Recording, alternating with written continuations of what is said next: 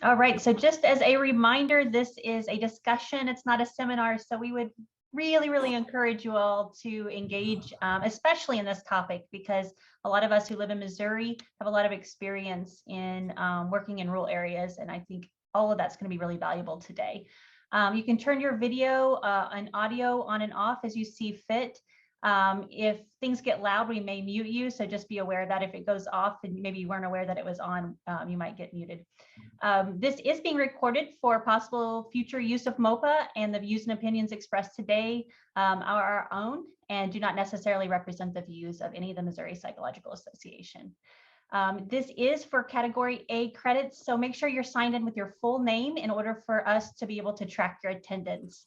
And then we'll send them via a PDF attachment within a business day. And you may also get a survey here towards the end of the roundtable, also with in order for you to be able to get your credits. All right, so I am Dr. Gillum. I'm a clinical psychologist. I'm the system director of integration at Burrell Behavioral Health. So a lot of what I do is integrating medical spaces, and some of those are in rural spaces. I grew up in a rural area, West Plains, Missouri, and rural populations has always been a passion area of mine and something that I've always kind of been interested in, including Ozarkian folklore. And so I'm happy to be here today and talking about this. And I'll also let Dr. Lute introduce herself. Thank you, Dr. Gillum. Hi, everyone. I'm Dr. Robin Lute. Nice to see you. Nice to meet you. Welcome, welcome. We're really excited to talk about this topic, as Dr. Gillum mentioned. So just a little bit about me. I'm also a licensed psychologist, have a history of work as a behavioral health consultant, teaching, training, supervising, building behavioral health, and I'm currently working with Chelsea, more or less. She's my boss right now in a new medical center that we're partnering with to expand to some rural areas that do not have behavioral health right now. And so it's complete from the ground up build. And so it's really fresh for me right now. I was just down in a pretty rural area yesterday that you know, is plagued by things such as internet access difficulties and just things you forget to remember. And so really looking forward to sharing multiple perspectives about that experience. And again, hearing from others who may have similar ideas, different ideas. My dog wants to participate. Of course, he never barks except when I'm talking, so I'll be quiet. Dr. Lute, I'm curious too. I know you have a long history in integrated care and working in rural areas. And so I know this is also kind of a passion area for you. What is it that interests you about rural healthcare? That's a great question. And you're right, it is definitely a passion area for me. My first job, I see Dr. Leslie Manson from ASU has joined us, was with Dr. Manson in a very rural area many years ago, when, you know, before integrated care was cool. And so we had some really exceptional training and experiences back then. And I think several things stand out for me. I think the amount of need in rural areas is obviously the need right now with our just general psychology shortage is very high. However, rural areas generally don't have many outpatient clinic networks. They often don't even have as many primary care providers just because of the population spread. There are, you know, I also have a huge interest in healthcare disparities, and rurality really does become a disparity concern. It also becomes a very specific diversity concern. So there's just so much more than meets the eye in terms of location just being location. It impacts who you're going to see, how you're going to see them, where you're going to find them, you know, increased risk, increased multimorbidities, decreased acceptability a lot of the time. So there's so much to sort of work through. And again, I am sorry, I don't know why my dogs choose to talk when I'm on, so I apologize to everyone. I'm curious, Dr. Gilliman, I know we'll jump back and forth. I would love to know it from the audience, so to speak, if anyone is currently in a rural setting, you know, are you providing services? Are you building services? Are you interested in building services? And feel free to throw it in the chat if you don't feel like unmuting yourself. Just want to make sure we cover what you're here for today.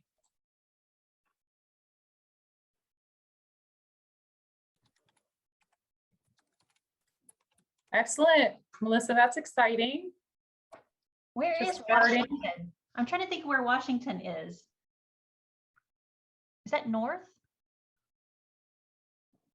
So it is out west from St. Louis. It is, if you take 44 west past Eureka where Six Flags is, past Yes.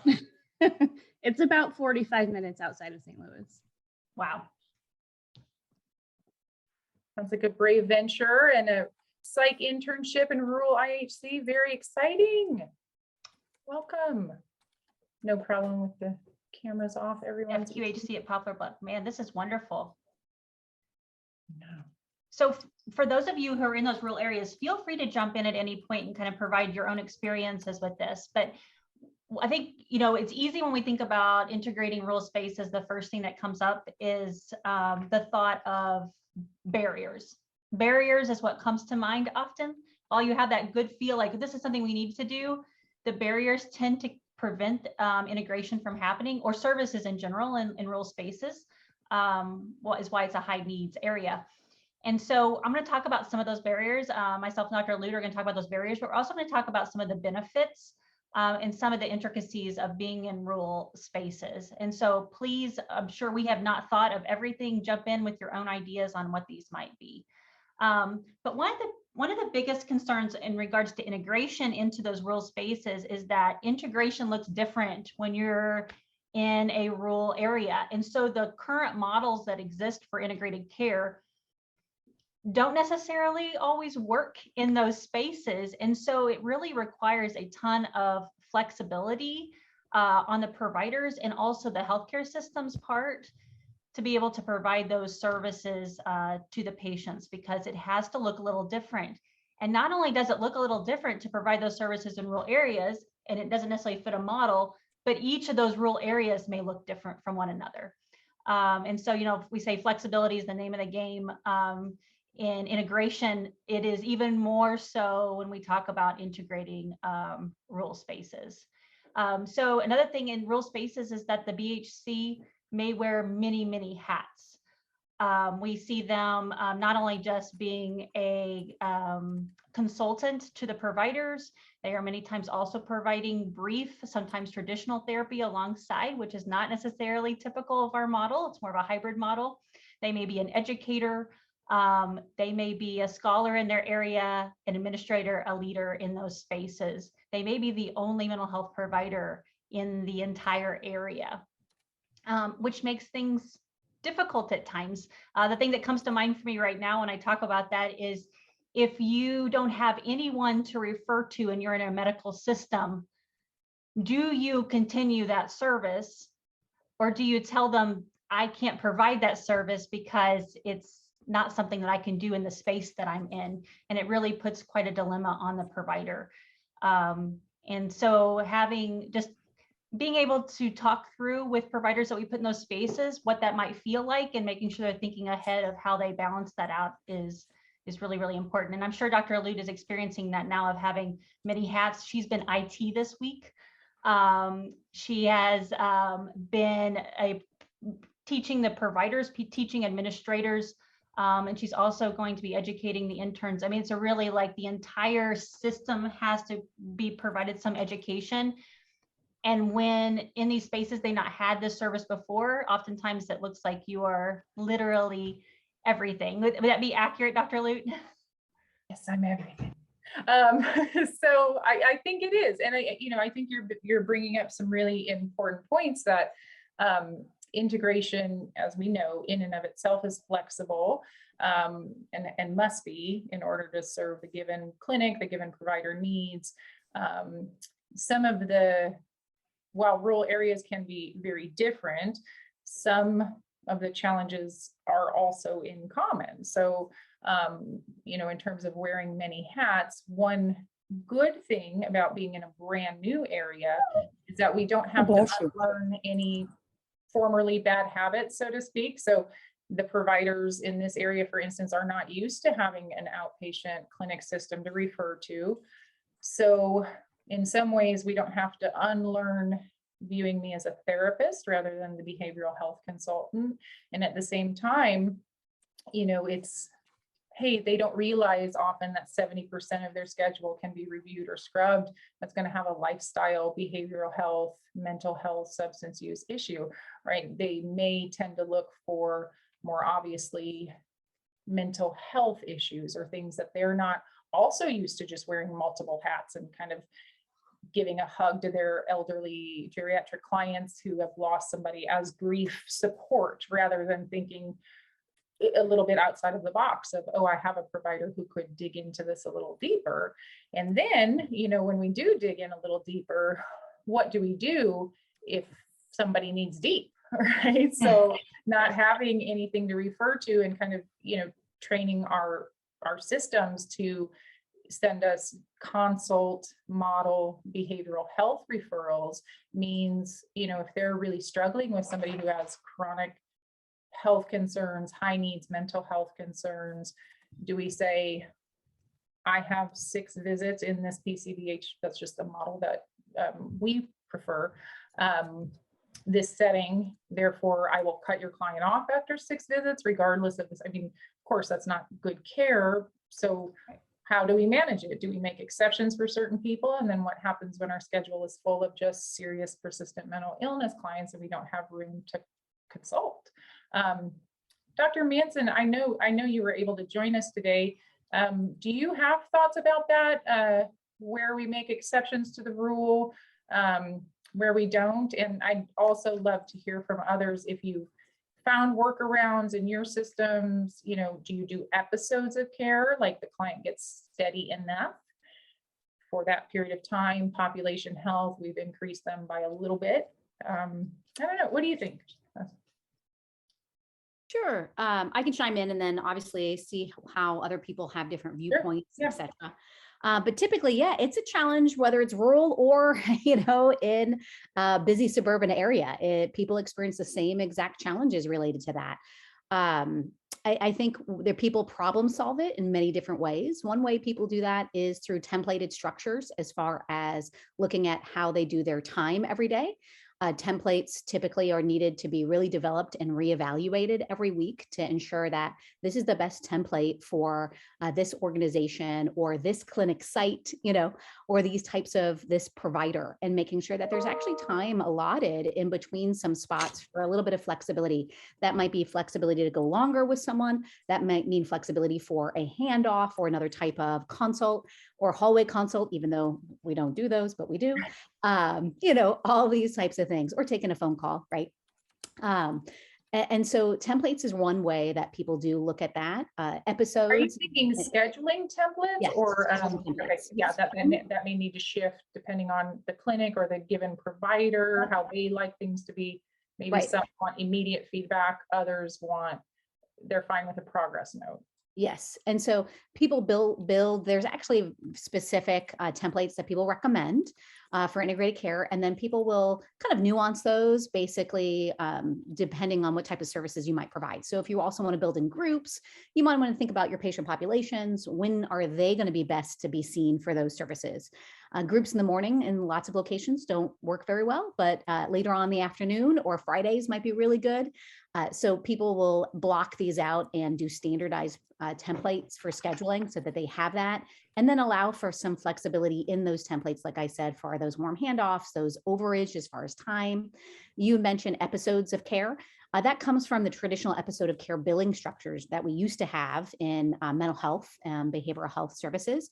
Those no longer exist for most entities, but people still use the structure of that to consider like building in some sort of programmatic structure into a like integrated service. So they might say for initial patients with a new diagnosis of X, we would want them to have a minimum of 4 visits with a behavioral health provider within X amount of months, and so you'd actually build that out, and it's mirroring population health and risk stratification. So a lot of sites across the United States and into Canada actually do that. They build out risk stratification structure or population health structures, whatever words you want to use, or episodes of care structures. And basically they determine who are their high risk patients, what do we need, and what are we missing? And then build that into the triaging to some extent. It's interesting just listening to you, and I will be quiet. Just listening to you as you say that, Leslie, in terms of just building, because I don't know if others have had this experience, but even in using the systems yesterday where I was working on, trying out the templates, the medical records, etc. The system that I'm currently in is so rural that they don't have regular internet access. Mm-hmm. And so even some of the solutions that we find to reach clients in terms of accessibility, telehealth has done wonders for so many people in so many ways. And yet the vast majority of the population at there's several sites I'm moving to this particular clinic. There's no fiber optics in the community. There's no public Wi-Fi at the clinic. Most people at their homes don't have Wi-Fi. And so, back to the flexibility and grabbing people where they are, and just even the basics of building sometimes are very different than what you might get used to. I mean, how do you work around not having an internet, right? Right. You have electronic health records. I don't know. Right. Dr. Gillum, do you have anything to add? You just listening while we're babbling away? Who did you say? Did you say me? I was wondering if you I had anything to add around that, but The thing that I would add in is sometimes deciding what that schedule looks like for the clinician is based on that provider ratio of those clinics, and also how far that BHC is being spread throughout rural clinics. And so you might have that you spend a day in a rural clinic a week and you hit 5 clinics because there's 3 providers in that clinic or 2 providers and they can't sustain to have a full-time BHC. But also maybe there's just 1 clinic in a 30-mile radius and you have 2 providers and you have a BHC there that's full-time, but they start taking in clients that aren't necessarily referred by the provider. And that looks a little different. They do take those phone calls, like Dr. Manson mentioned. And so that schedule starts changing, but you have to have a system that's fully aware of that provider ratio and then what that's going to look like in their own system so they can pivot to be able to be sustainable. And all back on that, that's exactly right. And we want to look at penetration rates within all those systems and all that. The other thing to piggyback on is there's a lot of efforts that have been done with the old school pieces because it's the problem solving, right? Is going to be different. The old school pieces that we used to use are still being done across the country. And they've actually been highlighted in a few articles related to like using flag systems, the old color coded flag systems. They're coming back and a lot of rural places took them off, like literally removed them. And so now they're putting them back on. And so you'll see color coded flag systems that are now being used in integrated care systems across the US who don't have internet. And there's also the use of pagers, which are much more highly developed now, pager systems that are being used. And a few different rural systems have gotten really awesome with their pager systems that they've actually been able to collaborate with crisis care networks, ED networks to the primary care and directly to the behavioral health consultant. That's and amazing. so they'll have pager systems that will go off to say, hey, there's one of your clients that are in crisis here. And we want you to know if you can like facilitate to bring them in today. And so EDs have actually been able to do that with old school pager systems because they don't have internet. They can't flag them immediately in an EHR. It'll take a week before you get that notice, right? All these things. So there's a lot of those things that are operating again that people can, hear about and reinstitute those things that we used to do that then we moved away from, even in rural care. And then we need to get kind of back to. That's exactly what we're looking at in some of these rural areas is bringing back pagers, and I almost felt silly suggesting that because I'm like, do pagers still exist? I wasn't even sure if they still exist. Like, they're still being used in integrated care. Yeah. Yes. Yep. I worked at a site I think it was last year, and they published an article on it, but they were using pagers and amazing work they were doing to Yes. really get their behavioral health people to be not only working within their clinic system, but with the other crisis units and hospital units around. It was amazing what they instituted. It took time, but yeah, they're working. Yeah, because with that sustainability, we have to be if there is 1 or 2 providers in a clinic for 8 to 10 hours a day, and their flow is, steady, but not what we might see in a more urban, suburban kind of area. Staying busy is important, and removing as many barriers from them being able to grab you as possible. The more you can, access is always nice if we can do a warm handoff. That's always helpful, right? The client's already there if they have time. We can bill, even Medicare, supports all changed from way back when, where same day billing was an issue. So it's being supported. Integrated care is being supported at like a federal level. It's obviously supported in the literature, and I can always say more if people want to know more about that. And with so many of these rural patients maybe showing up for their once every 3 months, once every 6 months sort of follow-up, if we don't grab them at that moment, we may not see them again. So I tend to think, and I'd love to hear from others if you, again, have workarounds or things that I'm missing, that it's almost like the more rural I get, the more need I have to force that same day, like as much as absolutely possible. So that access is there. Dr. Luke, that reminds me that, when we think about the quality of individuals that we put in these spaces, the personality of those individuals or their training, one of the things that we have to think about is that they have to be a generalist because they're going to see everything, and also a specialist at the same time in many spaces. And then also just being able to bill a lot of different payer mixes. I think that's something you have to think about when you're going to pick a rural clinic and you're picking an individual to be in those spaces. And then also the individuals that are coming in, this may be the first time they've had treatment in a decade. And so the issues may be incredibly chronic and complex by the time that they see them. And so just making sure we have individuals that are aware of that and feel comfortable in those spaces, or at least have good support around them, I think is an important aspect of rural care. Those are great points, because unfortunately, when we put our healthcare needs, and I'm sure we've all even been in this spot where I'll take a nap later, or I'll do this extra paperwork, right? The longer we put off our just even basic self-care, it's harder to recover. It's harder to sort of bounce back and have that resilience. So if clients, patients have been cut off in some form or fashion, or not accessing healthcare, or, again, different rural areas do have differences. However, there can be a very tough, pull yourself up by your boot. If any of you watched John Oliver this week on psychology and mental health, it references a lot of things that are important to us as a profession, but also specifically talks about rural care. And this kind of, I think they use like a buck up buttercup sort of phrasing, because there are a lot of people who maybe do have to rely on themselves, their family, their neighbors more regularly, because they don't just hop in the car and hop to a Home Depot every time they have a need, right? So they become more self-reliant in certain ways, or immediate sort of family system reliant. And unfortunately, that put it off, or I can handle it, the problems just keep sort of developing in that time.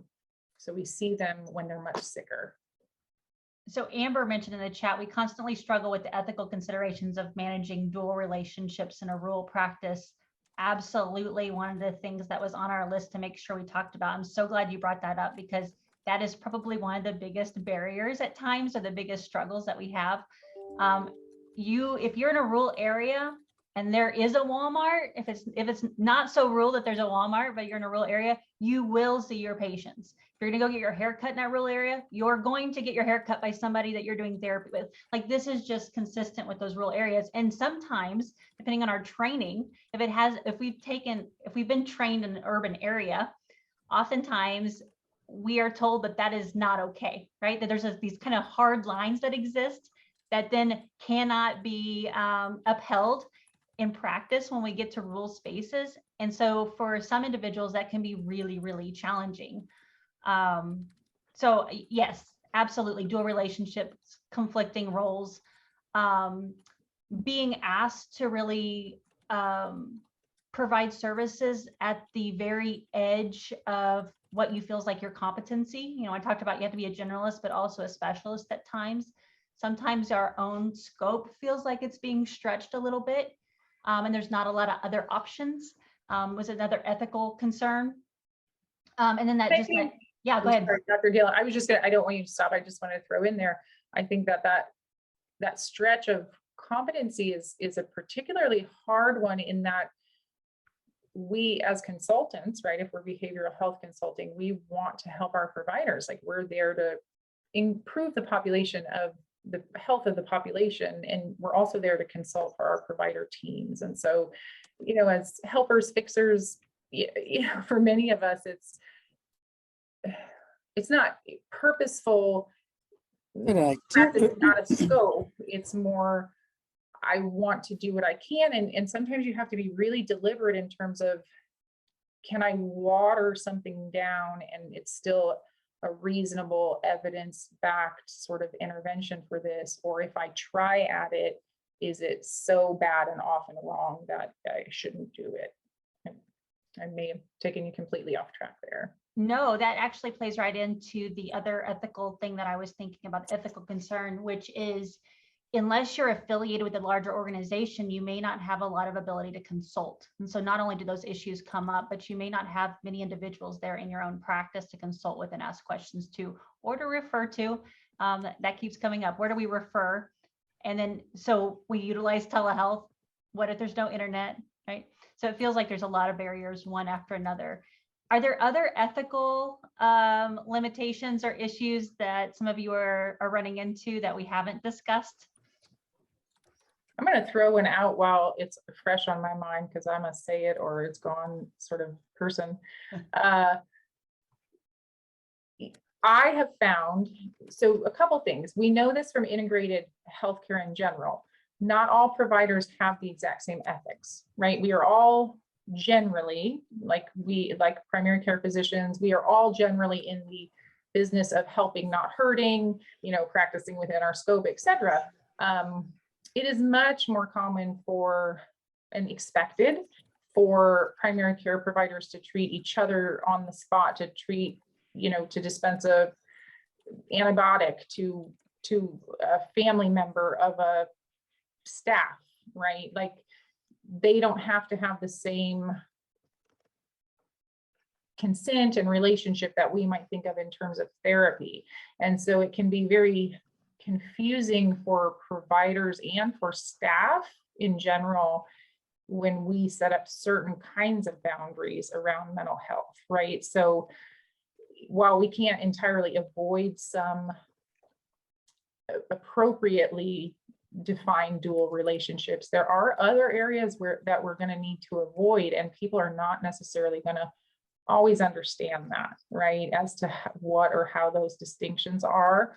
Part of what I'm thinking is the first day, one of the first days I was at this clinic that I'm thinking of, I had a front desk staff. They were both very eager, very excited, very, you know, thrilled that we were there.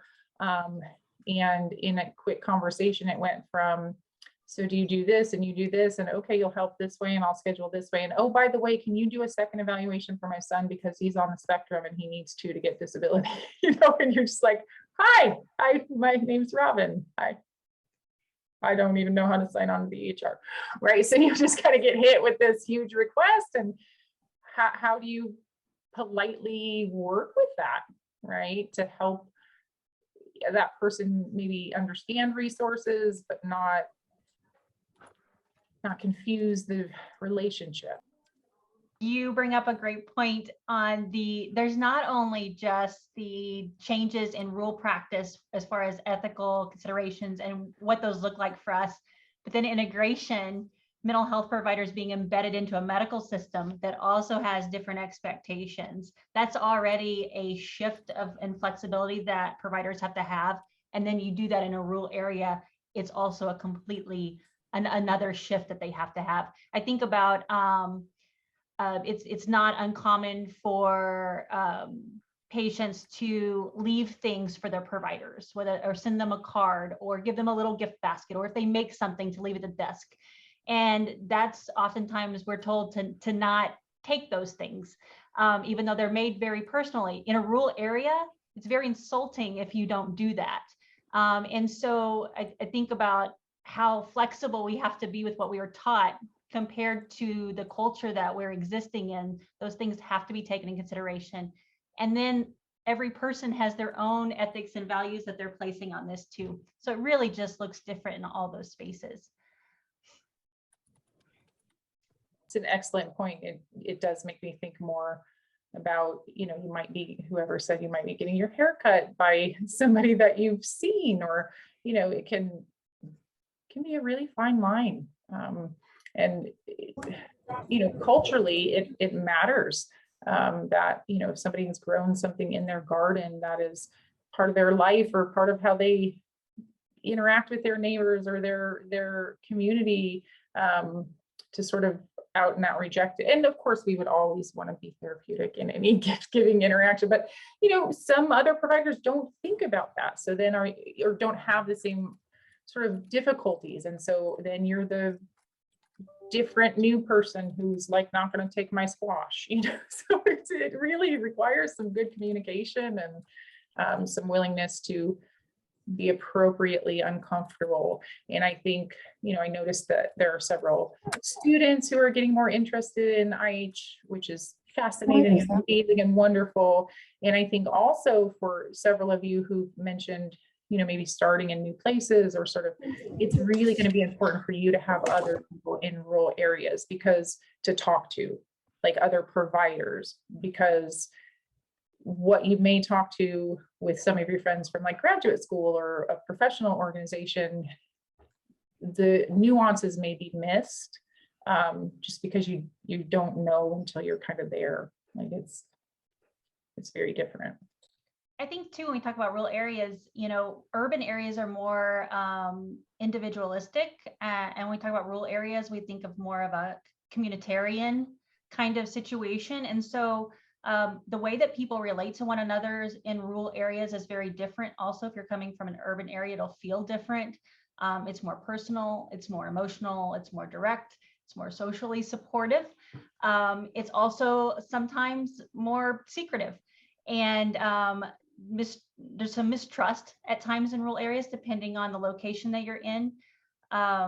But the way that people build trust sometimes looks different than it does in urban areas, because there will be more of that giving and taking. There's an expectation, if they're going to give information, that you also give information.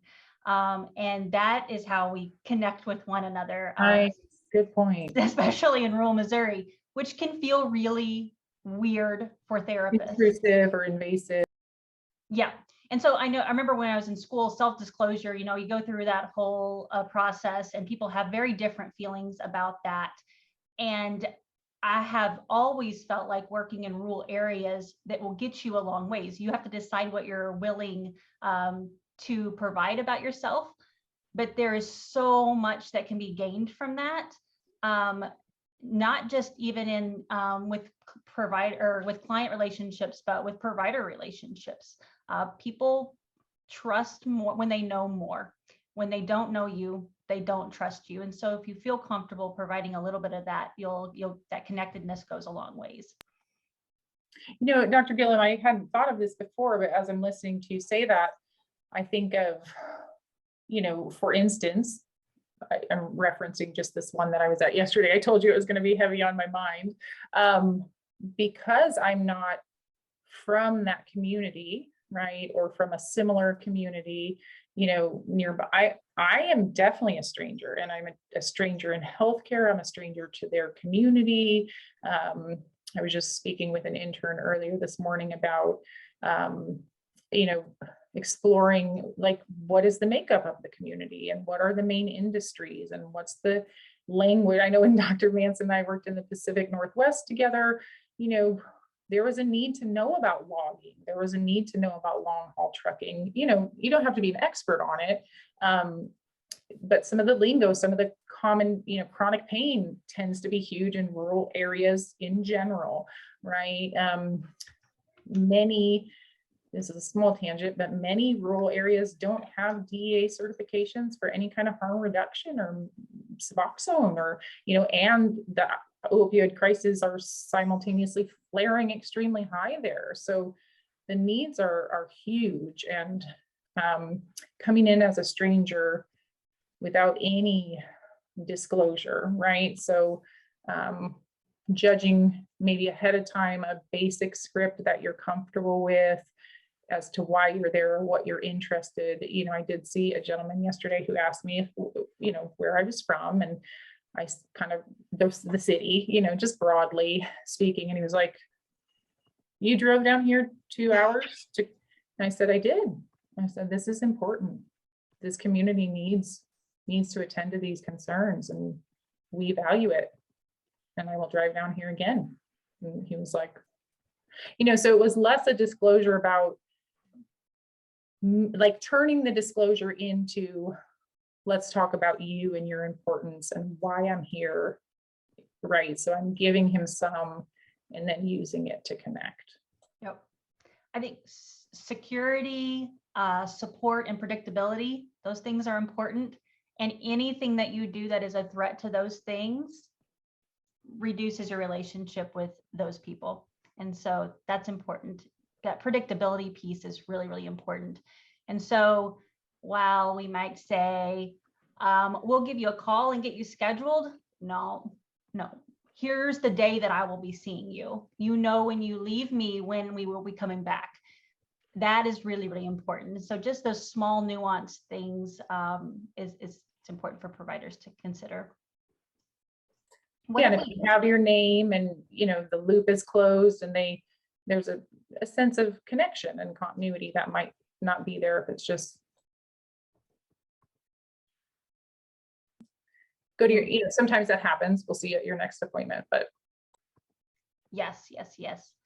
So I also think about vulnerabilities as far as diversity goes, vulnerabilities of this particular population, higher risk of suicide, significantly higher substance abuse, higher chronic illness.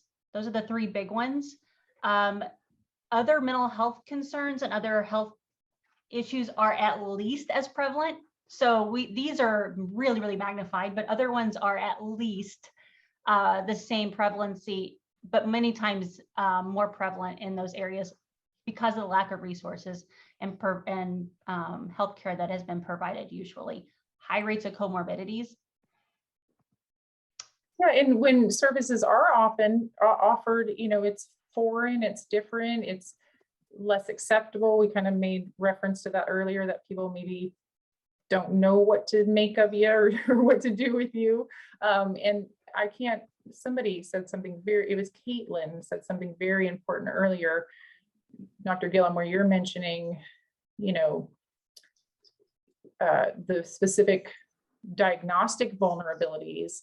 Caitlin mentioned, you know, being in a food desert, right? Having transportation issues, you know, there's maybe fewer public laws in place to curb smoking cigarettes at restaurants or in public places, right? Like certain behaviors are more acceptable or more used kind of by default.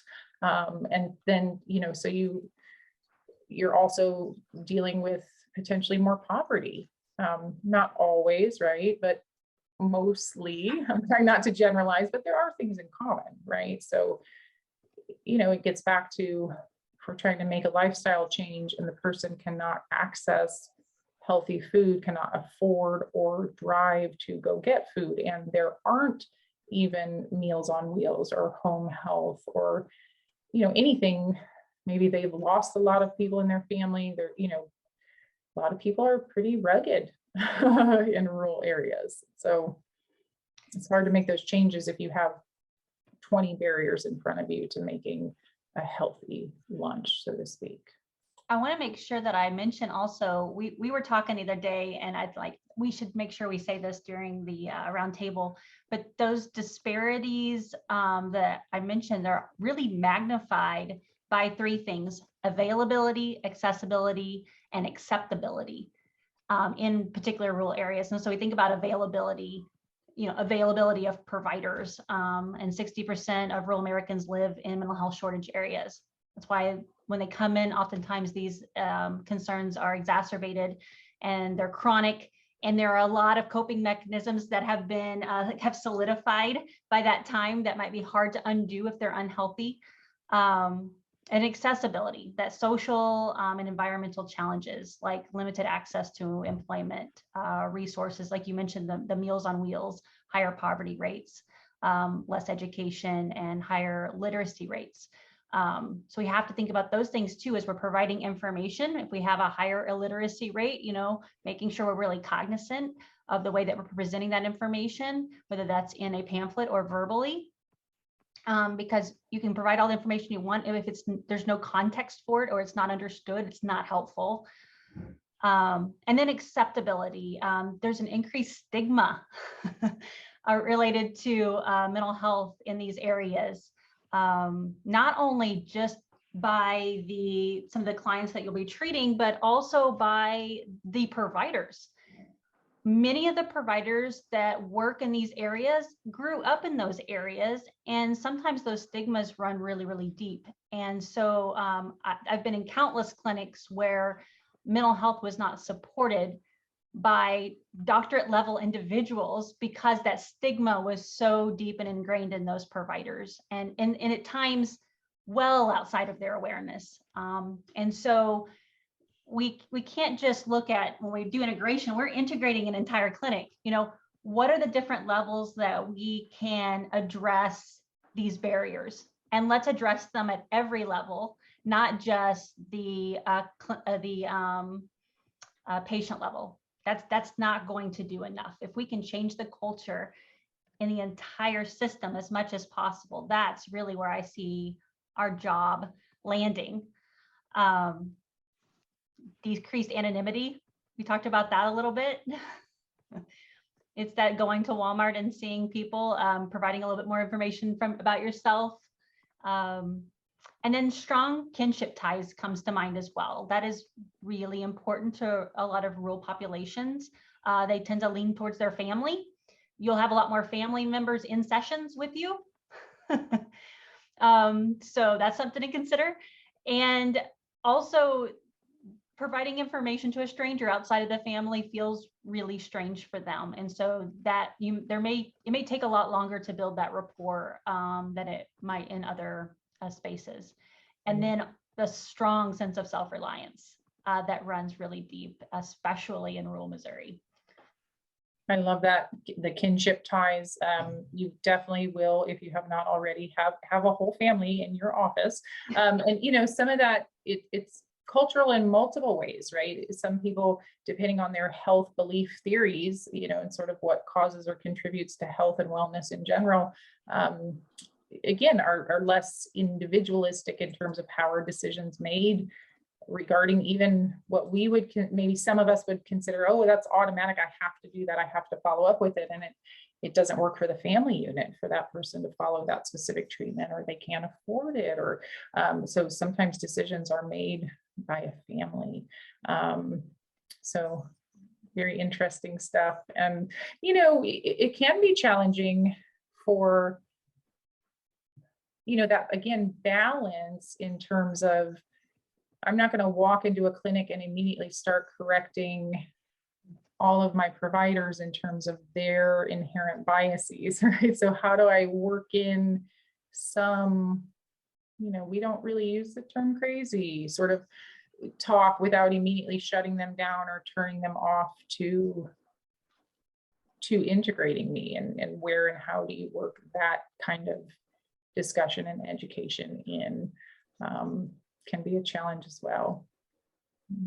I know, Dr. Gillen, we've said a handful of times we'll turn it over to the crowd, and the chat is pretty active. I appreciate that. It looks like we've got some really good links to echoes. Thank you, Cindy. Thank you, Leslie, for, again, for connecting among providers and getting that support that you need. I want to force myself to tolerate a little bit of silence and truly turn it back on to the group here, because again, we have so many familiar faces, but we have a lot of new people. Is there anything that you were hoping we might talk a little bit more about today that we still have time for, because we have time, but that we have not yet mentioned? Because we tend to be a little bit informal and kind of overlap. So I'm going to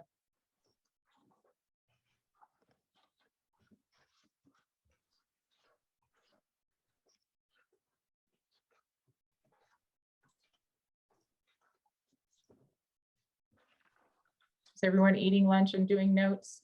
Or what did we miss? What are some of those that's a great question. Barriers or benefits, like this constant stream of referrals that you will have? What are some of the barriers or benefits or ethical concerns that maybe we didn't touch on? Hey, this is Kurt Matson. I don't know that I've heard. You're not allowed to talk in here, Kurt. Oh, sorry, I'll mute. We're trying to learn. Well, you invited the wrong person then. So.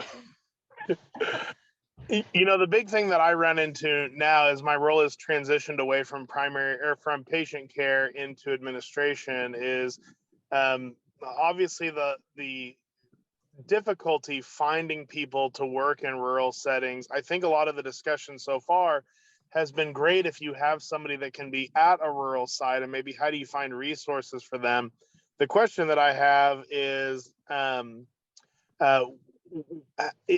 an opportunity for larger areas, cities and stuff like that, that maybe have some additional resource to provide virtual behavioral health options to clinics? So for example, as an administrator with clinics out in Willow Springs, Missouri and Mountain Grove, Missouri, we could post a position for a BHC and the paper would yellow and it would just kind of, we're not going to find anybody. And but if there's opportunities for people to provide telehealth kind of on-demand behavioral health services, is that something that you all see as possible? Is in the future, is it already happening and I just need to get connected with it? So with that, I will stop my really long question. Oh, Kurt. Awesome question. That is awesome. And yes, it's happening. So currently, Robin is piloting that particular model. So she's in Kansas and is providing virtual services to this rural clinic. If this is successful and we figure out all the pieces to that, we could really hire anybody anywhere to provide services virtually. Ideally we have some in person, but you hit on that. That's not always possible. And currently, we're also doing ED evaluations for hospitalization or risk assessments, all virtually as well for some of our rural areas. And so we're doing different services. We have in our system, we have about 65 psychiatrists as well that are providing services from all over the United States. So virtual services are really, really opening up the possibilities for treatment in these areas when we cannot find an in-person individual. If I can ask, so I know that COVID really expedited a lot of these virtual options that honestly have been, they've been wide open opportunities for a long time. COVID just expedited it. As we hopefully, fingers crossed, start to see COVID kind of wane a little bit more, do you all see those regulations that have opened up virtual treatment staying in place, or do you think they're going to go backwards to where they used to be? Since it's a you think, I'm going to say what I hope, right? Kurt, because Dr. Madsen, what you're saying is so important. For instance, let's have this again in a year, and I'll tell you if we were able to get me serving 3 different clinics online, or if there was crash and burn. Just kidding. We'll come back in a year with our success story. You can buy our model. So, I appreciate the fourth wall break there too, by the way. So looking directly at I love it. Yeah.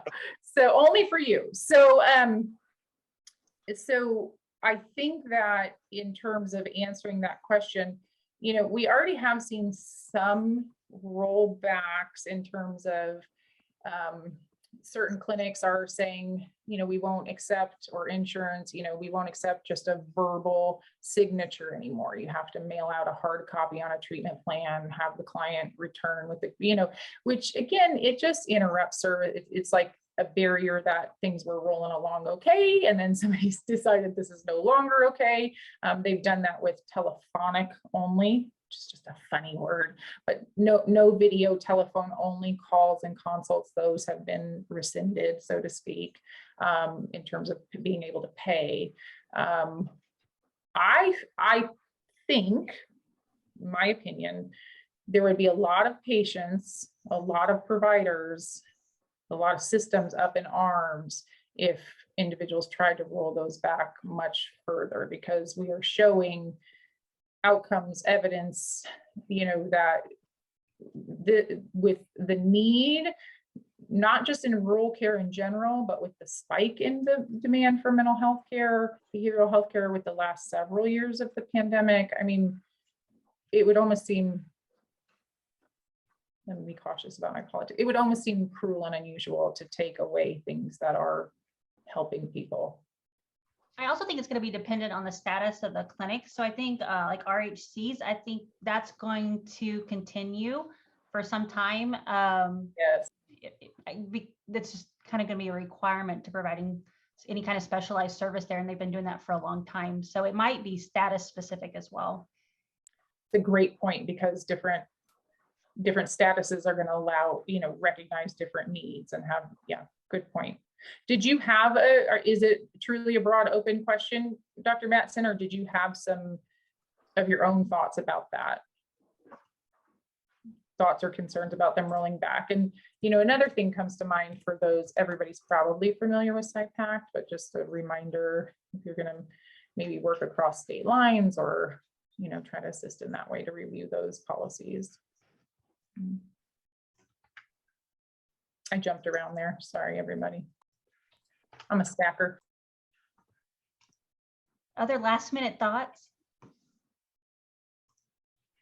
This is Margaret Lemp from the St. Louis Behavioral Medicine Institute. And I actually just saw your comment because I was thinking of, working in rural settings and parenting and, how you work with pediatric populations, if there's concerns about safety or domestic violence, kind of how are those, when there's limited resources and such a close-knit community, kind of navigating some of those. And that would be for a future talk, of course, but something I'm interested in learning more about. Almost a perfect transition, Dr. Gillum. Do you want to speak to our next roundtable? Speaking of, next month. Yeah, thank you. I have treated children in a rural area that had about 200, population about 200.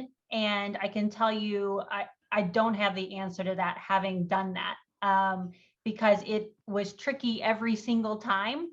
And I had to weigh out so many different things to make that decision. At the end of the day, you do what you feel like is necessary to keep the child safe. And oftentimes that resulted in some pretty large consequences for my practice or,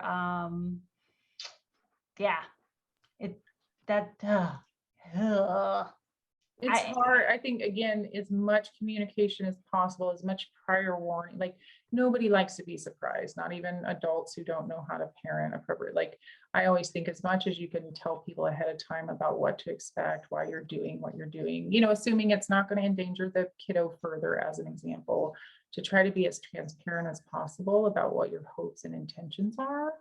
And then to some degree, it's kind of out of your hands.